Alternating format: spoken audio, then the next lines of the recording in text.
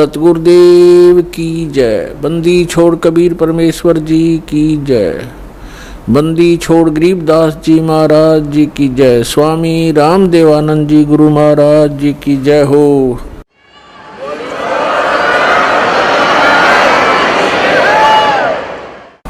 गरीब नमो नमो सतपुरुष को नमस्कार। गुरु की नहीं सुर नर मुनि जन साधुआ संतों सर्वस दी नहीं।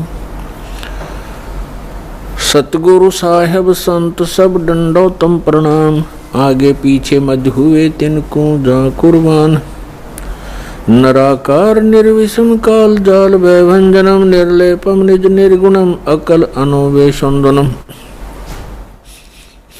सोहम सुरति समापतम सकल समानो निर्तलय उज्ज्वल हिरंबर हरदमम बेपरवा अथा है वार पार नहीं मध्यतम।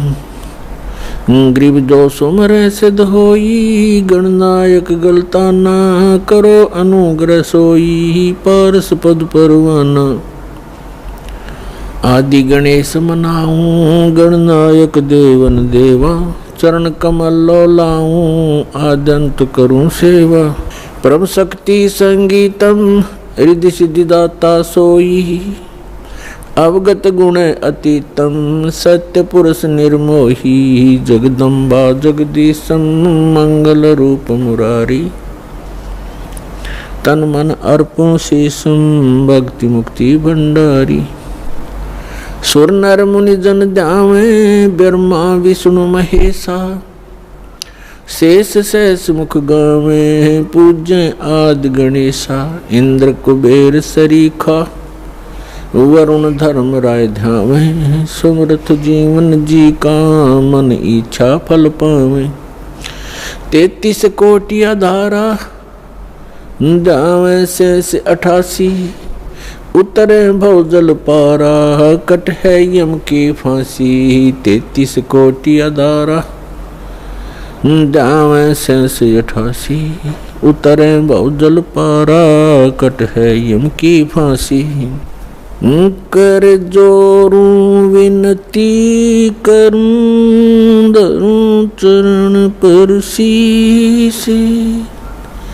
गुरु जी राम देवानंद जी महाराज ने दियो नाम बख्शीश। कोटि कोटि सिजदा करूं कोटि कोटि प्रणाम। चरण कमल में राखियो मैं बंदी जाम गुलाम। कुत्ता हूँ गुरुदेव का रामपाल दास का नाम। गले प्रेम की जेवड़ी जाखे चौहा जाऊं मैं।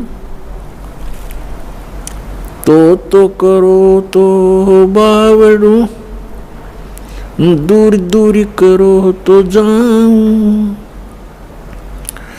जो राखो त्यों ही रहूं जो देवो सो खाऊं। जय इब के सतगुरु मिले सब दुख आँखों रोए। चरणों पर शीश धरूं कहूँ जो कहीं हो। कबीर साईं मिलेंगे पूछेंगे कुशलात। आदि अंत की सब कहूँ अपने दिल की बात। गुरु जी तुम ना भूलियो चाहे लाख लोग मिल जाएं। हम जैसे तुमको बहुत हैं तुम जैसे हमको नहीं। राम नाम रटते रहो जब तक घट में प्राण। कभू तो दीन दयाल के भनक पड़ेगी कौन। परमपिता परमात्मा पूर्ण ब्रह्म सारी सृष्टि के रचनहार कुल मालिक कबीर जी की असीम रजा से आप सभी पुण्यात्माएं सत्संग सुनने के लिए उपस्थित हुए। सौभाग्य आपका, आप जी सतलोक आश्रम बरवाला जिला हिसार हरियाणा के अंदर आप उपस्थित हुए। कोटि कोटि जन्मों के शुभ संस्कार जिस पुण्य आत्मा के उदय होते हैं वही पुण्यकर्मी प्राणी सतलोक आश्रम बरवाला जिला हिसार से जुड़ते हैं। उन पुण्यात्माओं के पूर्व संस्कारों की गिनती नहीं हो सकती। परमेश्वर कबीर जी हम सभी आत्माओं को यथार्थ ज्ञान कराने के लिए आते हैं और वो ज्ञान वो अपने मुख कमल से स्वयं बोलते हैं। उसको श्रीमद् भगवत गीता अध्याय नंबर 4 के श्लोक नंबर 32 में कहा है कि सच्चिदानंद घन ब्रह्म की वाणी में ब्रह्मण मुखे का अर्थ है सच्चिदानंद घन ब्रह्म की वाणी में धार्मिक अनुष्ठानों की जानकारी विस्तार से कही गई है और उस अमर वाणी को तत्व ज्ञान को जानने के पश्चात प्राणी पूर्ण रूप से मोक्ष प्राप्ति कर लेता है। चौथे अध्याय के 34वें श्लोक में बताया है कि उस तत्व ज्ञान को जो सच्चिदानंद घन ब्रह्म अर्थात परम अक्षर ब्रह्म पूर्ण परमात्मा सत्य पुरुष स्वयं आकर के अपने मुख कमल से जो ज्ञान देता है वो तत्व ज्ञान है। उस तत्व ज्ञान को तू तत्वदर्शी संतों के पास जाकर समझ, उनको दंडवत प्रणाम करने से और निष्कपट भाव से सरलता से प्रसन्न करने से वो तत्वदर्शी संत तुझे उस तत्व ज्ञान का उपदेश करेंगे। इससे एक बात तो ये सिद्ध हो गई है कि गीता ज्ञानदाता ये सच्चिदानंद घन ब्रह्म नहीं है, ये परम अक्षर ब्रह्म नहीं है, ये कंप्लीट गॉड नहीं है। और दूसरी बात ये सिद्ध हो गई है कि गीता जी का ज्ञान इनकम्प्लीट है, ये कंप्लीट नहीं है। क्योंकि गीता ज्ञानदाता स्वयं कहता है कि कोई तत्व ज्ञान है और वो गीता से हटकर है। यदि गीता के अंदर ही वो ज्ञान होता तो वो बोल देता कि गीता अध्याय नंबर फलाने में आप उस ज्ञान को पढ़ो, वो तत्व ज्ञान है।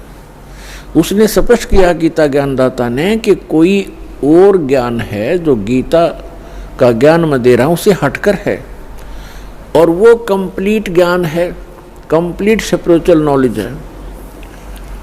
और तीसरा कंसेप्ट ये क्लियर हो गया कि गीता ज्ञानदाता भी उस तत्व ज्ञान से परिचित नहीं है, इसलिए उसने तत्वदर्शी संतों के पास जाकर तत्व ज्ञान को समझने के लिए अर्जुन को कहा है। तो वो तत्वदर्शी संत पुण्यात्माओं ये दास है रामपाल दास, वो तत्वदर्शी संत है जिस ज्ञान का श्री ब्रह्मा श्री विष्णु श्री शिव जी को ज्ञान नहीं, देवी को ज्ञान नहीं, गीता ज्ञानदाता इस सर्वपुरुष ब्रह्म को ज्ञान नहीं।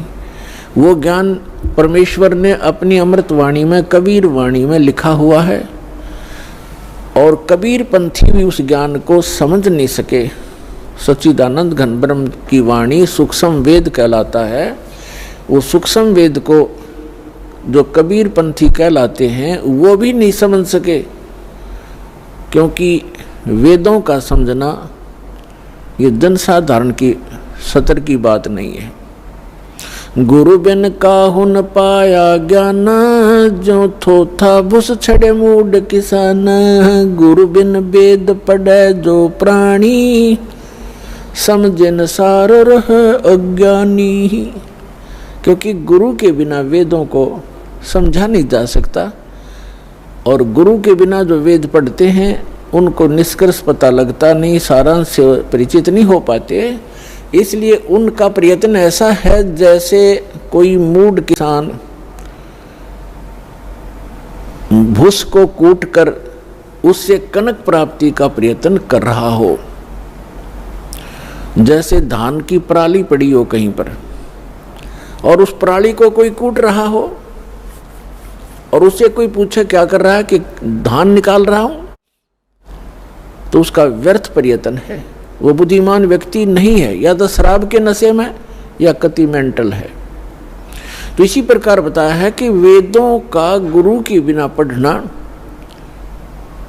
ये नकली गुरुओं से भी वेद नहीं पढ़े जा सकते। आज तक के जितने ऋषि महर्षि हुए ये सारे नकली गुरु थे, ये गुरु नहीं थे। इनको अध्यात्म ज्ञान शून्य था इनका। गुरु स्वयं परमात्मा आते हैं। तुम साहेब तुम संत हो, तुम सतगुरु तुम हंस, गरीब दास तेरे रूप बिन और न दूजा अंश। आदरणीय स्वामी रामानंद जी ने जब परमात्मा को सचखंड सतलोक यथास्थान पर देखा और फिर उसको यहाँ पर भी बनारस में भी देखा, काशी में देखा उस कबीर भगवान को, तब कहा था दोहू ठोर है एक तू और भया एक से दो। गरीबदास जी चित्रण कर रहे हैं जैसे तुलसीदास जी ने रामायण को चित्रण किया। गरीबदास हम कारणे तुम आए हो मगजो।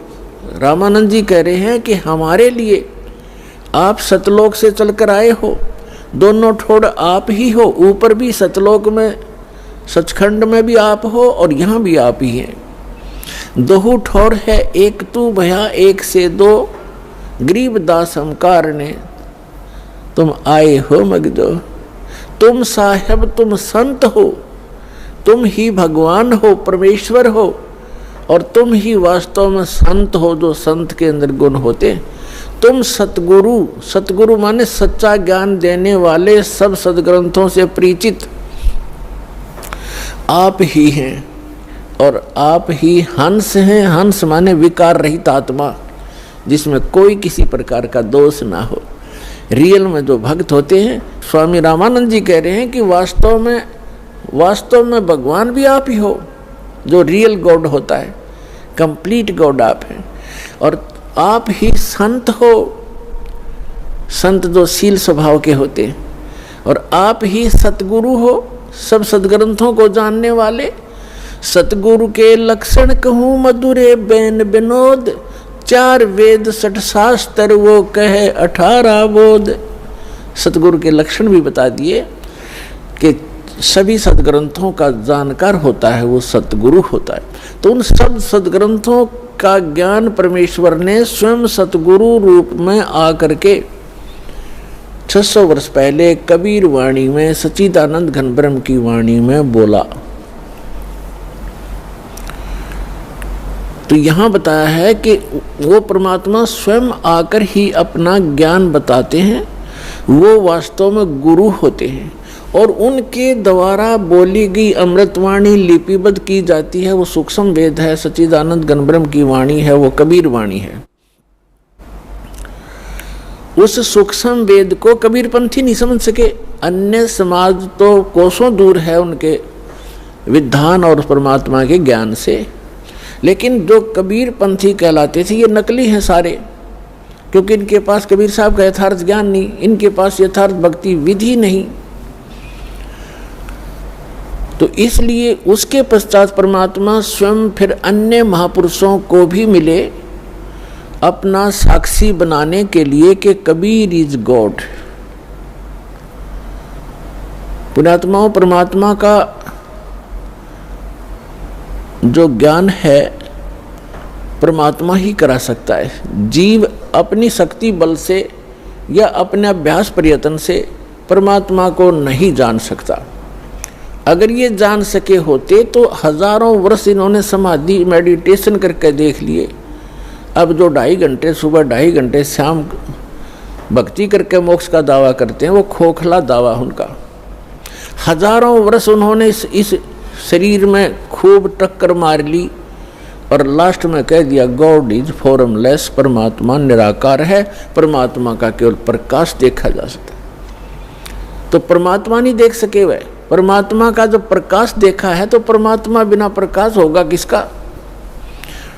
वो तो ऐसा है जैसे ये शरीर है हमारा, ये ऐसा है जैसे किसी सरोवर तालाब के साथ में कोई मकान बना हो, कोई महल बना हो,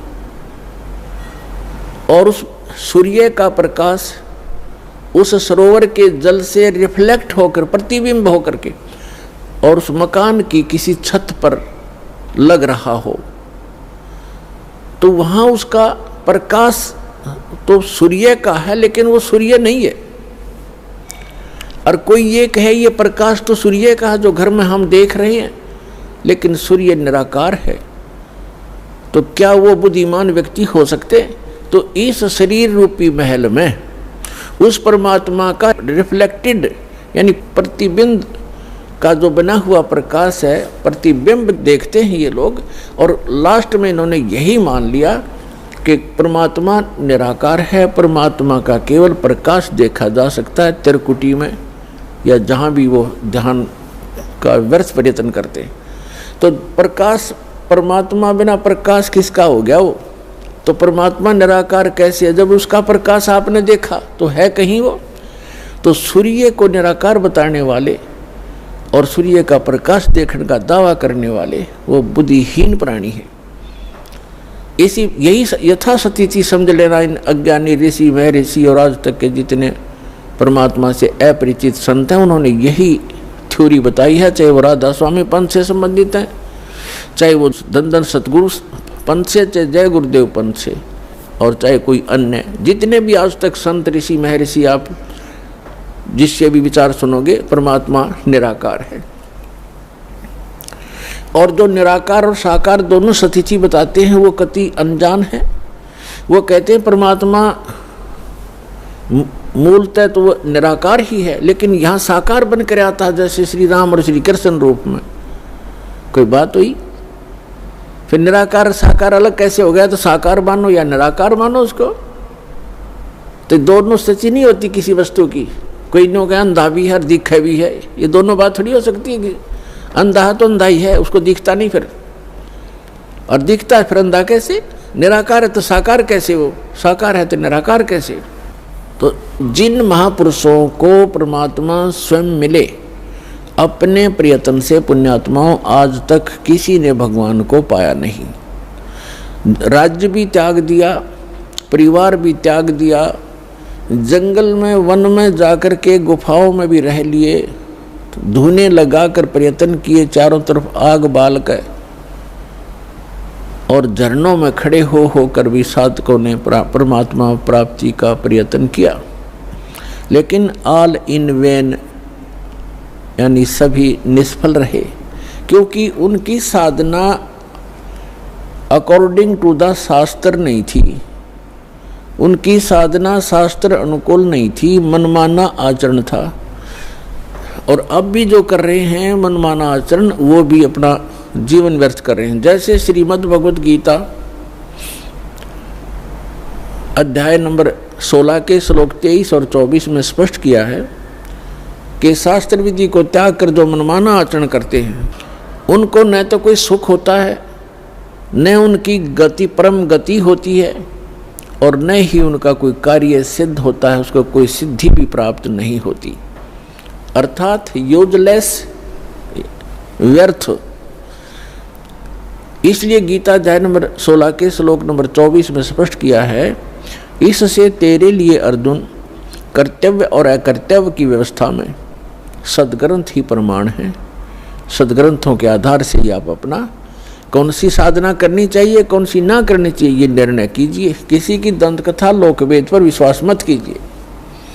तो जितने भी ये कह रहे हैं कि परमात्मा निराकार है, वो एक कहीं रहता नहीं है, उसका कोई बॉडी नहीं है, परमात्मा बॉडीलेस है, तो ये सब भ्रमित हैं, इनको कतई ज्ञान नहीं अध्यात्म मार्ग का।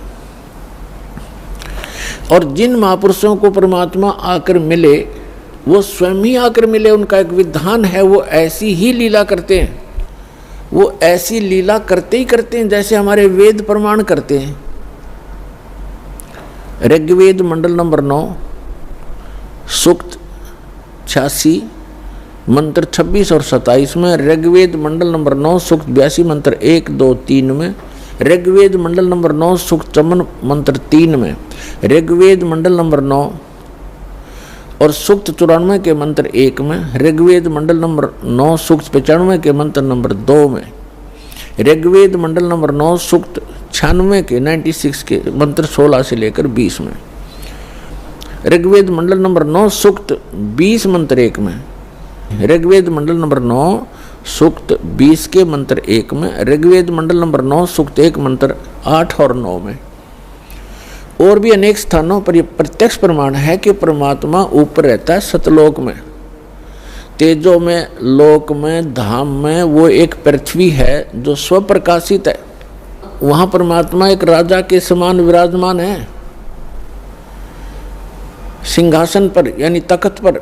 सिंहासन पर कहो, तख्त कहो, जैसे कहते थे ना दिल्ली के तख्त पर बाबर का राज्य इतने वर्ष तक रहा। तख्त माने सिंहासन, गद्दी। तो अनंत कोट ब्रह्मांड के कंट्रोलर के सिंहासन यानी तख्त पर वो परमात्मा राजा के समान विराजमान है और वहां से गति करके आते हैं, अच्छी आत्माओं को मिलते हैं और उनको यथार्थ ज्ञान कराते हैं, अपने से परिचित कराते हैं। वो लीला कबीर परमात्मा ने, अल्लाहु अकबर ने, सच्चिदानंद घन ब्रह्म ने की है, जो काशी में 120 वर्ष तक जुलाहे की लीला करके सहस्री आए थे, सहस्री चले गए। अपने गुणों के अनुसार वो परमात्मा किन किन महापुरुषों को कलयुग में मिले, जो दास के नोटिस में है, नॉलेज में है। आदरणीय धर्मदास साहिब जी, आदरणीय मुल्कदास साहिब जी, आदरणीय दादू साहिब जी, आदरणीय नानक साहिब जी सिख धर्म के प्रवर्तक, आदरणीय गरीबदास साहिब जी गांव छुड़ानी जिला ददर हरियाणा वाले, आदरणीय गीसा दास जी गांव खेखड़ा जिला मेरठ उत्तर प्रदेश वाले, आदरणीय स्वामी रामानंद जी बनारस वाले, काशी वाले। इन महापुरुषों को वो परमात्मा अपनी लीला अनुसार, अपने गुणानुसार मिले और इनको सचखंड लेकर गए। धर्मदास जी को जब सचखंड लेकर गए, 3 दिन तक वो अचेत रहे, 3 दिन और 3 रात। ऐसे ही मुल्कदास जी को लेकर गए, वो भी 3 दिन तक अचेत रहे। ऐसे ही नानक जी को लेकर गए, सिख धर्म के प्रवर्तक को, 3 दिन तक वो लापता रहे।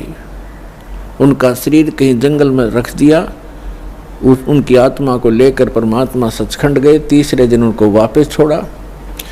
वहाँ के उपस्थित व्यक्तियों ने सोच लिया था कि ये बेई नदी के अंदर जल में डूब गए हैं नानक जी, क्योंकि डुबकी लगाकर पानी से बाहर नहीं आए थे, स्नान करने के लिए डुबकी लगाई थी, वहाँ से अंतर्ध्यान हो गए थे।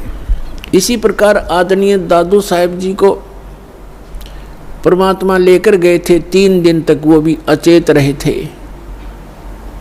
3 दिन 3 रात। और तीसरे दिन फिर आकर के परमात्मा ने उनकी आत्मा वापस डाल दी थी, वो सचेत हो गए थे। उसके बाद आदरणीय गरीबदास साहिब जी को भी परमात्मा दिन के 10 बजे मिले थे, खेतों में, जंगल में गौ चरा रहे थे वहाँ पर, तो वहाँ से लेकर गए थे और उनको उसी दिन शाम को देर रात तक वापस छोड़ दिया था। उनको मृत जान करके चिता पर रख दिया गया था। चिता प्रज्वलित करने से पहले ही परमात्मा ने उनकी आत्मा को प्रवेश कर दिया बॉडी में और एकदम वो खड़े हो गए। इसी प्रकार आदरणीय गीसा दास साहिब जी भी 3 दिन और 3 रात तक ऐसे ही अचेत रहे थे और तीसरे दिन परमात्मा ने उनकी आत्मा को छोड़ा था।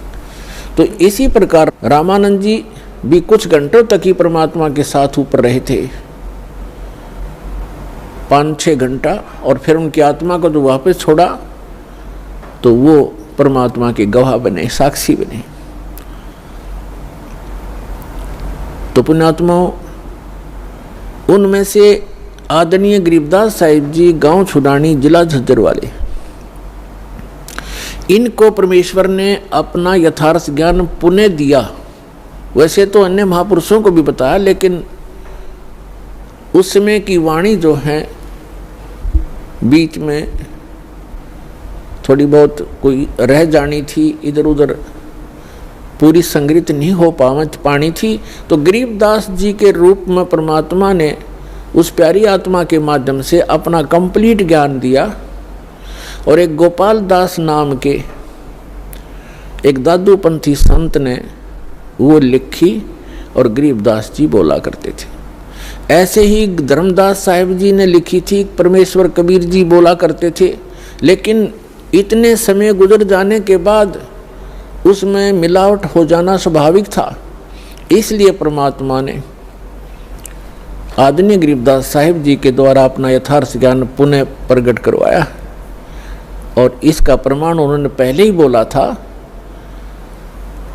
कि 12वां पंथ गरीबदास पंथ होगा और गरीबदास जी के माध्यम से मेरी वाणी पुनः प्रकट होगी, प्रकाश होगा। तो गरीबदास जी ने बताया है, हम सुल्तानी नानक तारे दादू को उपदेश दिया, जात जुलाहा भेद न पाया, यो काशी महे कबीर हुआ। गरीबदास साहिब जी कह रहे हैं कि हम इंक्लूडिंग मी यानी गरीबदास सहित नानक जी को, अब्राहिम सुल्तान अधम को और दादू जी को, गरीबदास साहिब जी कह रहे हम सब को पार किया। किसने? परमात्मा कबीर जी ने। और कौन है वो कबीर जी? जो धानक रूप में, जो लाहे रूप में काशी में 120 वर्ष तक रहे थे। वो परम अक्षर ब्रह्म, वो सत्य पुरुष, वो अकाल मूर्त हैं, वो शब्द स्वरूपी राम है। हम सुल्तानी नानक तारे दादू को उपदेश दिया, जात जुलाहा भेद न पाया, वो काशी महे कबीर हुआ। अनंत कोटि ब्रह्मांड का एक रति नहीं भारे, सतगुरु पुरुष कबीर हैं कुल के सिरजनहार। आदरणीय नानक साहिब जी ने कहा, जो गुरु ग्रंथ साहिब के पृष्ठ नंबर 24 पर अंकित है वाणी कि एक सवान दुई सवानी नाल भलके भौकाई, सदा ब्यार कूड़ छुड़ा झूठा मरदार, ये धानक रूप रहा करतार। तेरा एक नाम तारे संसार में, एहो आस एहे आधार। और धानक रूप रहा करतार। फाई सूरत मुलुक की वेश, ए ठगवाड़ा ठगी देश, खरा सियाणा भौता भारी, धानक रूप रहा करतार। परमात्मा सचखंड में लेकर गए आदरणीय नानक साहिब जी को। फिर परमेश्वर ने उनको बेई नदी के किनारे वापस छोड़ दिया सशरीर। तो उसके बाद उन्होंने, परमात्मा ने सचखंड में कहा था कि मैं काशी में रहता हूँ, जुलाहे का काम, दानक का काम करता हूँ और सतनाम दूंगा, वहाँ आ जाना, सतनाम से मोक्ष होगा बच्चा, और कोई तरीका नहीं। तो नानक साहिब जी एक सुल्तानपुर शहर में एक नवाब के यहाँ मोदी खाने में नौकरी करते थे। वो नौकरी त्याग दी, सच्ची सरकार की नौकरी के लिए चल पड़े। बनारस में पहुँचे, जब देखा जो सचखंड में देखी थी जो सूरत, और वो देखा वहाँ एक जुलाहे के रूप में कपड़ा बुनते हुए, तब कहा था फाई सूरत मुल्क की वेश, ए ठगवाड़ा ठगी देश, खरा सियाणा बहुता बार, ये धानक रूप रहा करता रहा। कहा था ये बोली आत्माओं, देखो ये लोगों आओ, ये अपने आप को छुपाए बैठा है, ये ठग है, ये ठगवाड़ा है। प्यार में रो रो कर कह रहे थे, ये बैठा धानक रूप रहा करता और धानक रूप रहा करता। इसी प्रकार मुलुकदास जी ने कहा, दादू साहिब जी ने कहा है कि जिन को निज नाम दिया सोए सतगुर हमार, दादू दूसरा कोई नहीं, ये कबीर सिरजनहार। और मुलुकदास जी ने कहा था जपो रे मन साहेब नाम कबीर, जपो रे मन परमेश्वर नाम कबीर। और फिर कहा है कि दास मलोक सलूक कहत है, खोजो खसम कबीर, जपो रे मन परमेश्वर नाम कबीर। काफी लंबा प्रकरण है, लेकिन हम थोड़ा थोड़ा आपको प्रमाण दे रहे हैं।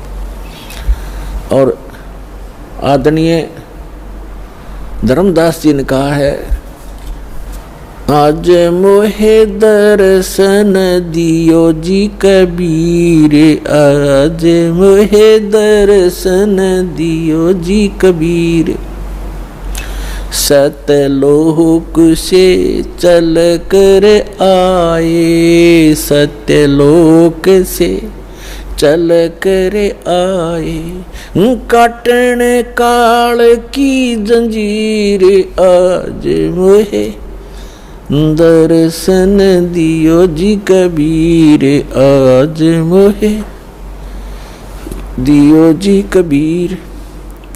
तो ऐसे इन महापुरुषों ने परमात्मा के गुणगान किए। और गरीबदास साहिब जी कहते हैं, अनंत कोट ब्रह्मांड का एक रति नहीं भार, और सतगुरु पुरुष कबीर हैं ये कुल के सृजनहार। गरीबदास साहिब जी ने अपनी अमृतवाणी में परमात्मा की महिमा और हमें जो भगवान ने यहाँ क्रिया करने के संकेत दिए हैं, आदेश दिए हैं, वो वर्णन किया है, सुनाते हैं। क्या बताते हैं? कस्तूरी नाम कबीर है ये बिन छेड़े मैं कंत,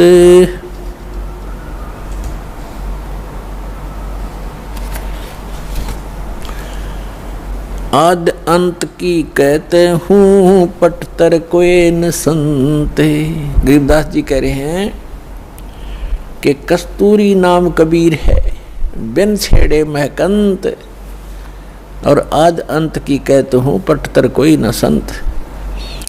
कि जैसे कस्तूरी को चाहे कोई छुओ या ना छुओ, उसमें से प्रॉपर महक आती ही रहती है अपने आप ही। यानी परमात्मा कबीर जी की शक्ति अपने आप झलकती रहती है। जो संत उससे जुड़ जाता है, जो भक्त उससे जुड़ जाता है परमात्मा से, तो वो पल पल साथ रहता है और आभास कराते हैं परमात्मा कि मैं साथ हूँ बच्चे। और वो भक्त फिर पल पल में परमात्मा से मिलने वाले लाभ को महसूस करता है। तो यहाँ कहते हैं कस्तूरी नाम कबीर है, परमात्मा से प्राप्त जो मंत्र है, परमात्मा की शक्ति उस मंत्र जाप करने वाले के अंदर अपने आप कार्य करती रहती है। और बिन छेड़े महकंत, आद अंत की कहते हूँ पटतर कोई न संत। गरीबदास जी कहते हैं शुरू से और अंत तक बताता हूँ कि इस परमेश्वर कबीर जी के बराबर कोई संत भी नहीं है, भगवान भी नहीं है, समर्थ है। चिदानंद चंदन कला अवगत लहर उठंत, और झिन्न आकार अजोख पद तिरकुटी में दिखंत। तिरकुटी भिरकुटी मेट दे, घट के घाट अनंत, और घट मट से न्यारा रहे जाका आदि न अंत। अब क्या बताते हैं कि जो तुम इस बॉडी में परमात्मा को देखने की चेष्टा करते हो, इसके अंदर परमात्मा का केवल प्रतिबिंब ही देख सकोगे।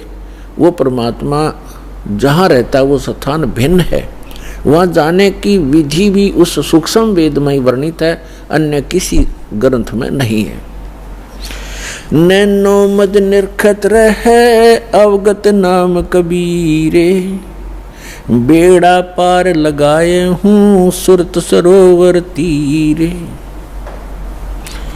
दो नैनों बिच कमल है उजल हिरंबर धामे, शेष सहस पुन रटत हैं जिन्होंने पाया वो राम।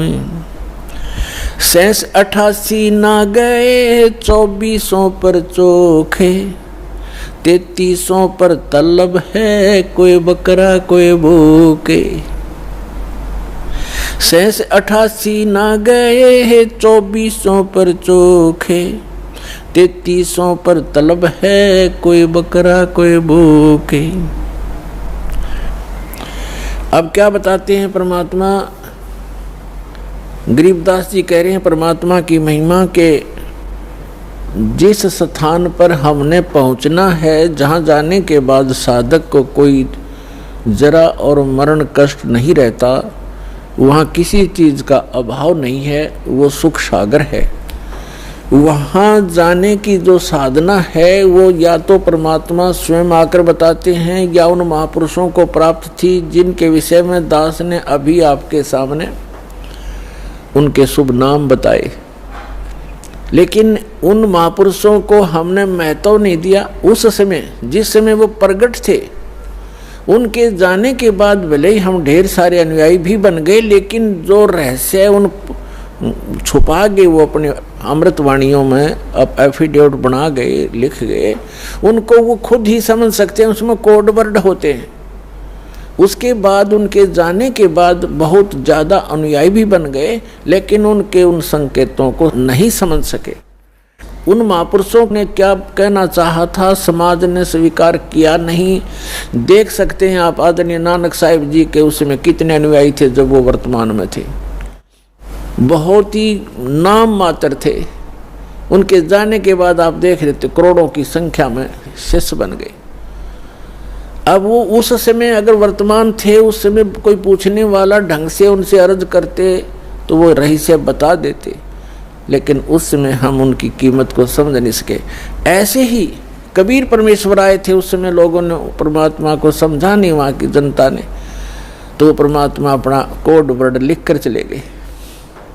ऐसे ही गरीबदास साहिब जी को, मुल्कदास साहिब जी को, दादू साहिब जी को मिले, उस समय उनकी कोई किसी ना पूछने की मैं तो नहीं दिया, जिस कारण से वो अपने कोड वर्ड छुपा कर चले गए। अब उन सभी सांकेतिक शब्दों को, उन अद्भुत रहस्यों को उजागर करने की बुद्धि इस दास को दी कबीर भगवान ने।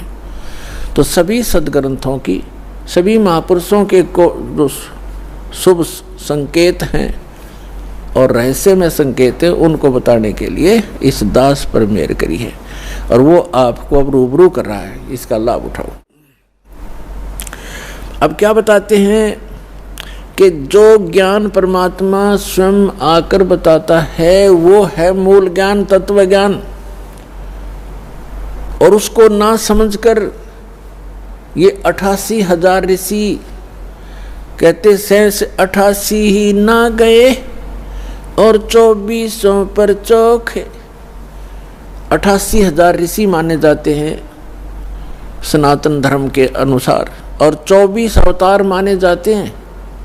25वां अभी आना शेष है।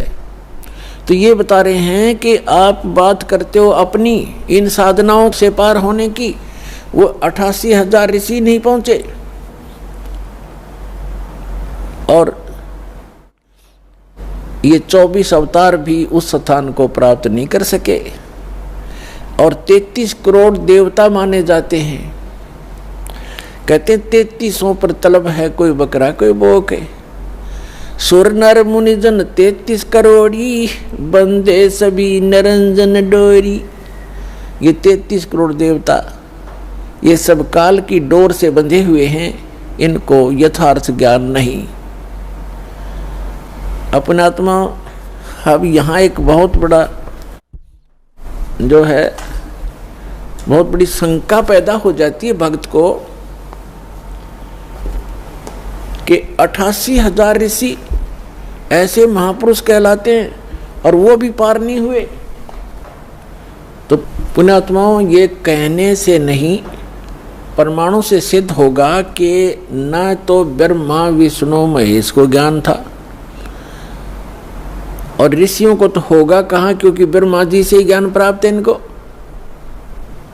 अब एक शब्द दास ने परमात्मा की अमर वाणी से, गरीबदास जी की वाणी से बोला है कि 88 नहीं गए और 2400 पर चौक, 3300 पर तलब है, कोई बकरा कोई बोक, यानी 33 करोड़ देवता, 88,000 ऋषि, 24 अवतार जो अभी तक आ चुके, ये मोक्ष प्राप्ति नहीं कर सके। क्यों नहीं कर सके? क्योंकि इनके पास अध्यात्म ज्ञान नहीं था, वो तत्व ज्ञान नहीं था जो श्रीमद् भगवद गीता अध्याय नंबर 4 के श्लोक नंबर 32 में कहा है कि सच्चिदानंद घन ब्रह्म की वाणी में वो अमृत ज्ञान, वो तत्व ज्ञान है जो उन्होंने अपने मुख कमल से बोला है। उसमें विस्तार के साथ साधना लिखी है, यज्ञ यानी धार्मिक अनुष्ठानों की जानकारी बताई है। उसको जानने के बाद मोक्ष प्राप्ति होगी। चौथे अध्याय के 34वें श्लोक में गीता ज्ञानदाता कहता है कि अर्जुन, उस तत्व ज्ञान को जो सच्चिदानंद घन ब्रह्म की वाणी में लिखा है, उस तत्व ज्ञान को तू तत्वदर्शी संतों से जाकर समझ, उनको दंडोत प्रणाम करने से, कपट छोड़कर सरलतापूर्वक प्रश्न करने से वो तत्वदर्शी संत तुझे उस तत्व ज्ञान का उपदेश करेंगे। तो इससे सिद्ध है कि गीता ज्ञान दाता भी उस तत्व ज्ञान से अपरिचित है, और तत्व ज्ञान से अपरिचित है तो मोक्ष कहां से होगा उनका? तो ये अंडरस्टूड है पुण्यात्माओं कि अभी तक इन ऋषि महर्षियों और इन देवताओं को कख भी पता नहीं था अध्यात्म मार्ग का। केवल डरे डोते रहे, सिद्धियां प्राप्त कर लेते, आकाश में उड़ जाने की, पृथ्वी के ऊपर चलने की, सागर को पी जाने की। ये तो अपना जीवन नाश करने के एक चमत्कार हैं, और मोक्ष प्राप्ति के लिए वो मंत्र जो उसका आधार है वो इनको प्राप्त नहीं हुआ। अब इसका प्रमाण देखते हैं। श्री ब्रह्मा जी से ज्ञान प्राप्त है इन सभी ऋषि महर्षियों को, और ब्रह्मा जी को कितना ज्ञान है? ब्रह्मा जी से ज्ञान विष्णु जी को प्राप्त हुआ, और ब्रह्मा जी से ही शिव जी को ज्ञान प्राप्त हुआ, अब ब्रह्मा जी से ही देवी को प्राप्त हुआ। अब ब्रह्मा जी को कितना ज्ञान है ये बताते हैं। ये देखते हैं अपने ही सदग्रंथों में। देखिए श्रीमद् भगवद गीता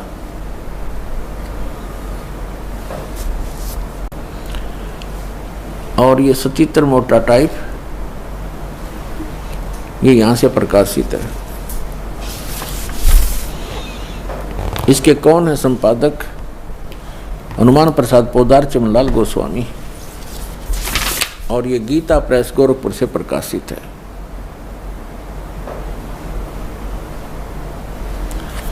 इसके आपको दिखाते हैं 28-29 पृष्ठ पे। ये है पहला स्कंद, संक्षिप्त देवी भागवत देवी पुराण, और 28 पृष्ठ पे यहाँ Vyas ji, writer of the all Purana and Veda, Narad ji ने कहा, महाभाग व्यास जी, तुम इस विषय में जो पूछ रहे हो ठीक यही प्रश्न मेरे पिताजी ने भगवान श्री हरि से किया था। देवादिदेव भगवान जगत के स्वामी हैं, लक्ष्मी जी उनकी सेवा में उपस्थित रहती हैं, दिव्य कौस्तुभ मणि उनकी शोभा बढ़ाती है, वे शंख चक्र गदा लिए रहते हैं, पीताम्बर धारण करते हैं, 4 भुजाएं हैं, वक्ष स्थल पर श्री वत्स का चिन्ह चमकता रहता है, वे चराचर जगत के आश्रय दाता है, जगत गुरु एवं देवताओं के भी देवता हैं। ऐसे जगत प्रभु भगवान श्री हरि यानी विष्णु जी महान तप कर रहे थे, उनकी समाधि लगी थी। यह देखकर मेरे पिता ब्रह्मा जी को बड़ा आश्चर्य हुआ। अतः उन्होंने उनसे जानने की इच्छा प्रकट की। ब्रह्मा जी ने पूछा, प्रभु आप देवताओं के अध्यक्ष, जगत के स्वामी, भूत भविष्य एवं वर्तमान के सभी जीवों के एकमात्र शासक हैं। भगवान फिर आप क्यों तपस्या कर रहे हैं और किस देवता के आराधना में ध्यान मग्न है? मुझे असीम आश्चर्य तो ये हो रहा है कि आप देवेश्वर एवं सारे संसार के शासक होते हुए भी समाधि लगाए बैठे हैं। ब्रह्मा जी के विनीत वचन सुनकर भगवान श्री हरि उनसे कहने लगे, ब्रह्मन सावधान होकर सुनो, मैं अपने मन का विचार व्यक्त करता हूँ। देवता, दानव और मानव सब यही जानते हैं कि तुम सृष्टि करते हो, मैं पालन करता हूँ और संकर संहार क्या करते हैं, किंतु फिर भी वेद के पारगामी पुरुष अपनी युक्ति से यह सिद्ध करते हैं कि रचने, पालने और संहार करने की यह योग्यता जो हमें मिली है, इसकी अधिष्ठात्री शक्ति देवी है। वे कहते हैं कि संसार की सृष्टि करने के लिए तुम में राजसी शक्ति का संचार हुआ है, मुझे सात्विक शक्ति मिली है और रुद्र में तामसी शक्ति का आविर्भाव हुआ है। उस शक्ति के अभाव से तुम इस संसार की सृष्टि नहीं कर सकते, मैं पालन करने में सफल नहीं हो सकता और रुद्र से भी संहार कार्य होना भी संभव नहीं। ब्रह्मा जी, हम सभी उस शक्ति के सहारे ही अपने कार्य में सदा सफल होते आए। सुवर्त प्रत्यक्ष और परोक्ष दोनों उदाहरण में तुम्हारे सामने रखता हूँ, सुनो। यह निश्चित है कि उस शक्ति के अधीन होकर ही मैं शेष नाग की सैया पर सोता हूँ और सृष्टि करने का अवसर आते ही जाग जाता हूँ। मैं सदा तप करने में लगा रहता हूँ, उस शक्ति के शासन से कभी मुक्त नहीं रह सकता। कभी अवसर मिला तो लक्ष्मी के साथ सुखपूर्वक समय बिताने का सौभाग्य प्राप्त होता है। मैं कभी तो दानों के साथ युद्ध करता हूँ। अखिल जगत को भय पहुँचाने वाले दैत्यों के विकराल शरीरों को शांत करना मेरा परम कर्तव्य हो जाता है। फिर यहाँ बताया है, मुझे सब प्रकार से शक्ति के यानी दुर्गा के अधीन होकर रहना पड़ता है। उन्हीं भगवती शक्ति का यानी दुर्गा जी का मैं निरंतर ध्यान किया करता हूँ, मैं उसी की भक्ति करता हूँ, साधना करता हूँ। ब्रह्मा जी, मेरी जानकारी में, मेरे स्पिरिचुअल नॉलेज में इन भगवती शक्ति से यानी दुर्गा जी से बढ़कर दूसरा कोई देवता नहीं, भगवान नहीं। अपने आत्मा श्री ब्रह्मा जी, श्री विष्णु जी, नारद और व्यास जी के ज्ञान के सतर का अपना पता लग गया कि ब्रह्मा जी तो श्री विष्णु जी को सर्वेश्वर, सब जगत का रचनहार, सबका पालनहार बता रहा है और विष्णु जी कह रहे हैं मैं तो दुर्गा से ऊपर कोई भगवान नहीं मानता, दुर्गा ही सब कुछ है और मैं उससे ऊपर किसी भगवान से, किसी देव से परिचित नहीं हूँ, उससे ऊपर कोई शक्ति ही नहीं है। आज्ञा सत्र श्री विष्णु जी के ज्ञान का और इन्हीं से ज्ञान प्राप्त अब श्री शंकर जी को।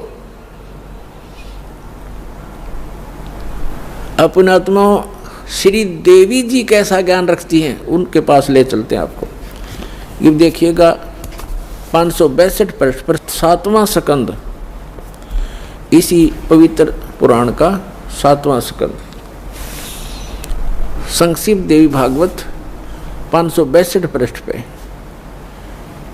देवी का द्वारा हिमालय को ज्ञानोपदेश। देवी जी हिमालय राजा को ज्ञान बता रही है और ब्रह्म के विषय में जानकारी दे रही है, ब्रह्म स्वरूप का वर्णन।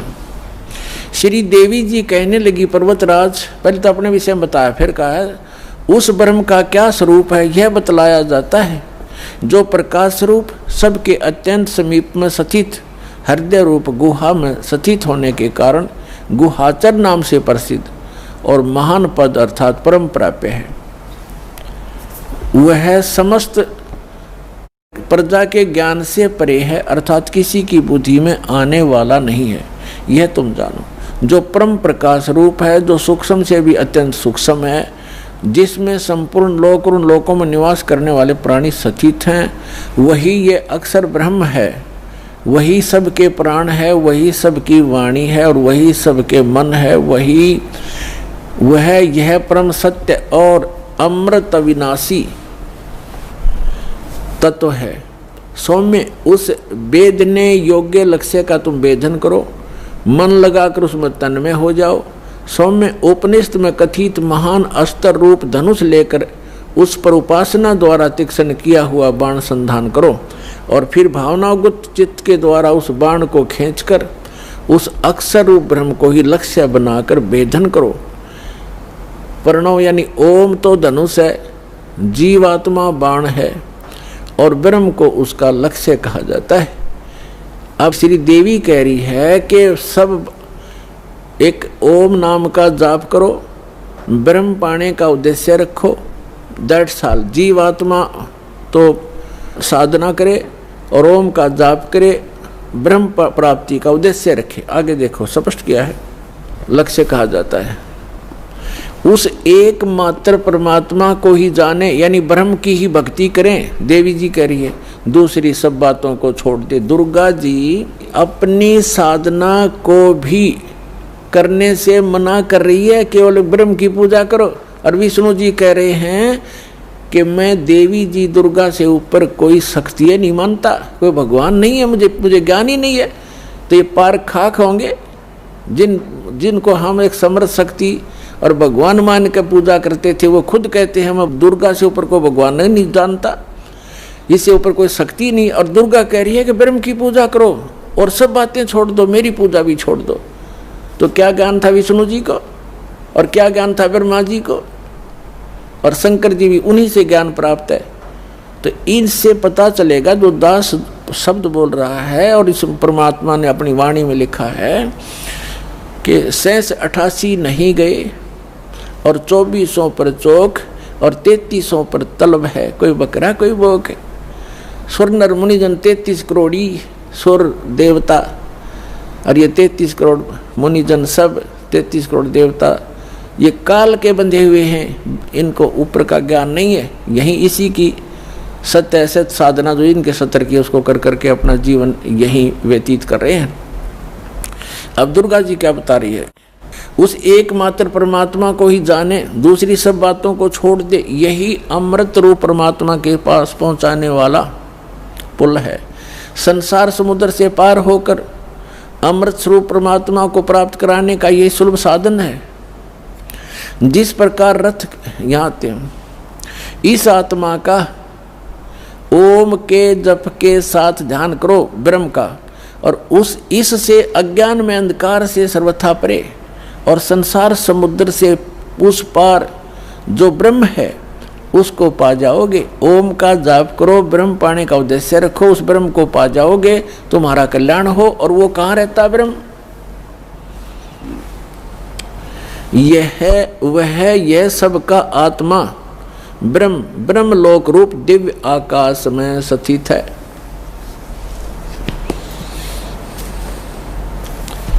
अब देवी ने, दुर्गा जी ने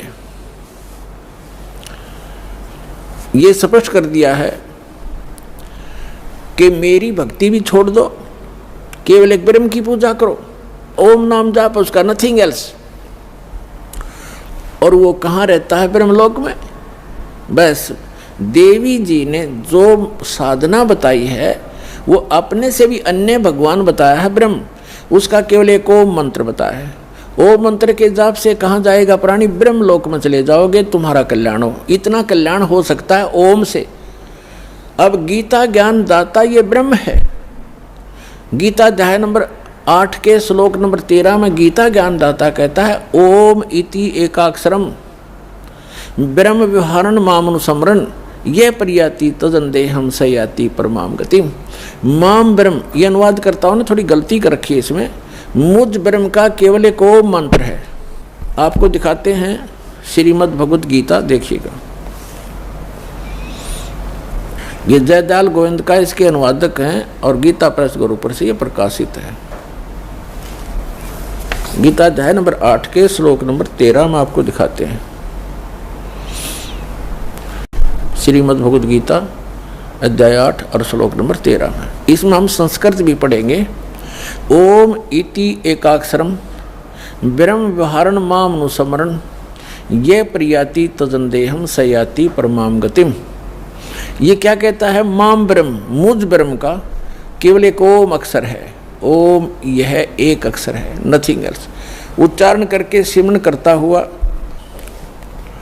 ये प्रियाति तजनदेहम, जो शरीर त्याग कर जाता है ओम नाम का सिमरण करता हुआ, सयाति परमाम गतिम, वह है ओम से मिलने वाली परम गति को प्राप्त होता है। ये श्री देवी जी ने देवी पुराण में स्पष्ट कर दिया है। ओम नाम का जाप करने वाला ब्रह्म की साधना करता है, ब्रह्म को प्राप्त होता है, वो ब्रह्म लोक में रहता है। अब श्रीमद् भगवद गीता अध्याय नंबर 8 के श्लोक नंबर 16 में कहा है कि ब्रह्मलोक में गए हुए साधक भी फिर लौटकर पुनरावर्ती आते हैं, उनकी जन्म मृत्यु होती है। वो मोक्ष प्राप्त नहीं कर सकते, पूर्ण मोक्ष प्राप्ति नहीं कर सकते। देखिएगा श्रीमद् भगवद गीता अध्याय नंबर 8 के और श्लोक नंबर 16 में, हे अर्जुन, ब्रह्मलोक पर्यंत सब लोग पुनरावृत्ति में हैं। यहाँ देखना, इन स्टार लगा रखे है, इस पे स्टार यहाँ है। अर्थात जिनको प्राप्त होकर यानी ब्रह्मलोक में जाकर पीछे संसार में आना पड़े, ऐसे पुनरावृत्ति कही गई है।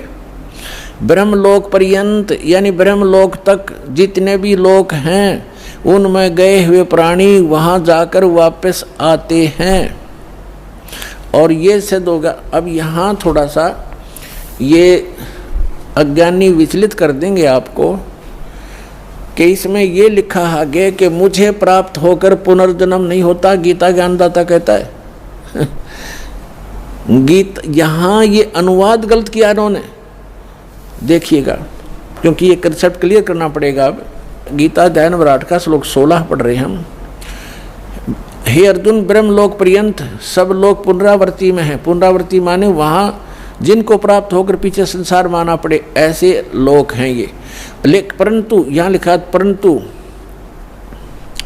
हे कुंती पुत्र, मुझको प्राप्त होकर पुनर्जन्म नहीं होता। अब यहाँ अनुवाद गलत किया है, विद्यते का अर्थ लिख दिया होता। विद्य माने एक, देखो विद्ध जो विद्धता माने है, विद धातु से बना है ये विद धातु, विद माने जानना होता है। न विदते माने जो ये नहीं जानते कि ब्रह्मलोक में गए हुए प्राणी भी पुनरावृत्ति में होते हैं, वो मुझे प्राप्त होकर भी पुनर्जन्म को प्राप्त करते रहते हैं। अर्जुन, इसका अर्थ ये बनता है, इन्होंने गलत कर रखा है। इसका अर्थ ये बनता है जो ये नहीं जानते कि ब्रह्मलोक में गए हुए प्राणी भी पुनरावृत्ति में है, वहाँ गए हुए भी उनका पुनर्जन्म होता ही है, तो वो मुझे प्राप्त होकर भी, मेरी साधना करके भी वो पुनरावृत्ति में ही हैं, उनका पुनर्जन्म है। अर्जुन, जो ये नहीं जानते, ये देखो फिर आप समझ में आएगा आपका। ये लिखा है, अब्रह्म भुवनाथ लोका पुनरावृत्ति ने अर्जुन। यह कहता है कि माम उपेते तू कौनते पुनर्जन्म, मुझे प्राप्त होकर पुनर्जन्म है। न विदते माने जो ये नहीं जानते कि आ ब्रह्म भुवनाथ लोका पुनरावृत्ति ने अर्जुन, माम उपेते तू कुंते पुनर्जन्म, मुझे प्राप्त होकर तो अर्जुन पुनर्जन्म ही होता है। जो ये नहीं जानते, जो ये नहीं जानते कि मुझे प्राप्त होकर भी पुनर्जन्म होता है, क्योंकि मैं ब्रह्मलोक में रहता हूं और ब्रह्मलोक में गए प्राणी पुनरावृत्ति में हैं, तो उन साधकों का भी पुनर्जन्म होता है जो ये नहीं जानते कि ब्रह्मलोक में गए हुए प्राणी पुनर्जन्म में आते हैं, मुझे प्राप्त होकर भी वो पुनर्जन्म ही प्राप्त करते